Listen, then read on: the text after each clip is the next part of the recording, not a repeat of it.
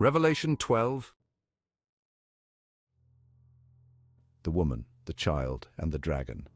Now a great sign appeared in heaven, a woman clothed with the sun, with the moon under her feet, and on her head a garland of 12 stars. Then being with child, she cried out in labor and in pain to give birth. And another sign appeared in heaven, behold, a great fiery red dragon having 7 heads and 10 horns, and 7 diadems on his heads. His tail drew 1/3 of the stars of heaven and threw them to the earth. And the dragon stood before the woman who was ready to give birth, to devour her child as soon as it was born. She bore a male child who was to rule all nations with a rod of iron, and her child was caught up to God and his throne. Then the woman fled into the wilderness, where she has a place prepared by God that they should feed her there 1,260 days. Satan thrown out of heaven, and war broke out in heaven. Michael and his angels fought with the dragon, and the dragon and his angels fought, but they did not prevail, nor was a place found for them in heaven any longer.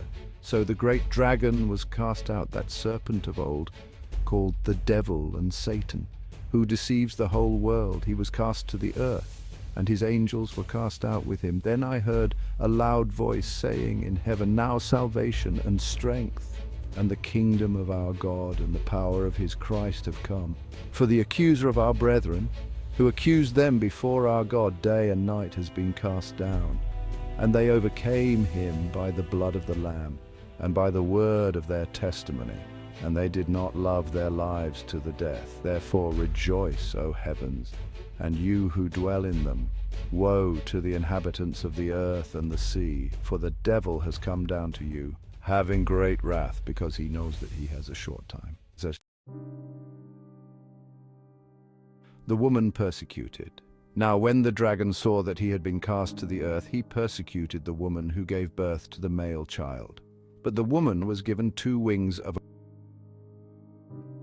into the wilderness, to her place, where she is nourished for a time and times and half a time from the presence of the serpent. So the serpent spewed water out of his mouth like a flood, to be carried away by the flood.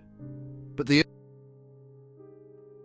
opened its mouth and swallowed up the flood, which the dragon had spewed out of his mouth.